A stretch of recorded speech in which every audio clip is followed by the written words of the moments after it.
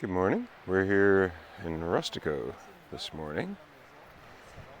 Nibbler's just got to do his business and we'll get started. I'm just going to turn the camera around. But yes, hurricane watch continues. Hang on. Okay, on the route again. Yeah, we're here in Rustico. I wanted to capture some video of the shoreline just because it's looking like the hurricane's going to be hitting north shore of PEI during high tide, which is never good. High tide and high tides that come with hurricanes at the same time double up, and we're going to get a fair bit of erosion happening on the shoreline, and also, hang on, Nibbler's doing some sniffing. All right. He's on the move again. Okay, so as I was saying, yeah, hurricanes and a high tide is not a good mix. And Rustico has some pretty low-lying areas, including right down by the breakwater. Come on, puppy. Come on. He's just sniffing everything today.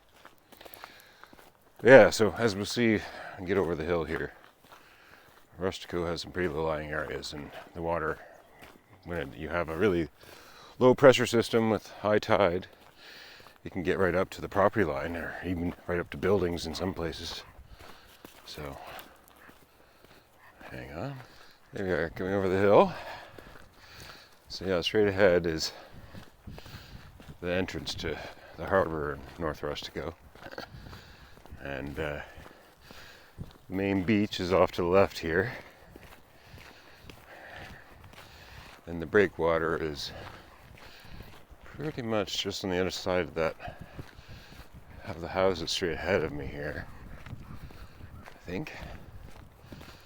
So, anyway, erosion is it's just a fact of life on the island.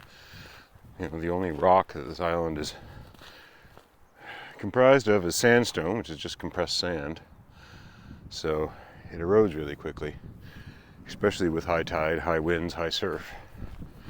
And we're going to get all three this weekend, sadly.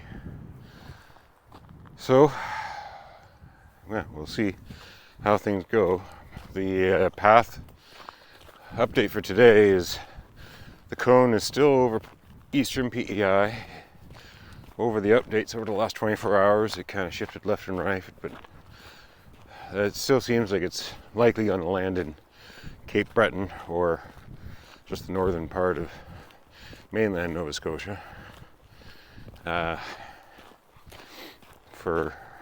Selfishly for us, it would be better if it goes more towards the eastern Cape Breton, but yeah, it's going to be a heck of a wallop either way. Their forecast is saying that the peak it's going to be, at least for my area, 110 up to 110 kilometers sustained winds, gusting 150. That'll be Saturday morning.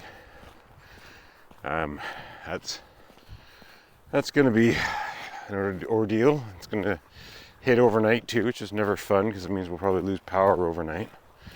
I'm going to end up probably not getting a lot of sleep Friday night, having to do patrols around the house and out in the property, just make sure the chicken coop and the chickens are doing all right and nothing's going too crazy. I think the only damage I got in the Dorian hurricane was one piece of siding that was loose, got broken apart. So if we get to be that lucky, or even less, even better, that'd be great. But yeah, we're gonna have to see. Anyway, yeah, I guess I'll give another update tomorrow morning and try and get it out before the storm hits. I don't know what my shooting schedule will be like while the storm is on top of us on Saturday. I might shoot some stuff around the property. Nibbler's doing some peeing. But we'll see. I don't know if I don't know if we're going to be able to have much ability to go outside on Saturday.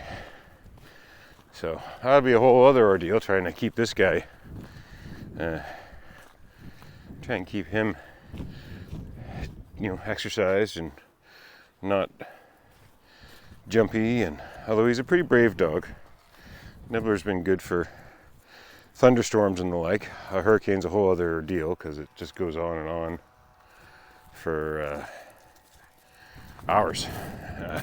You're just kind of sitting in a giant noise box in wind and hoping that you survive. So, yeah. Anyway, I'll shoot some video around here, and then I'm gonna head back with this one and start my work day.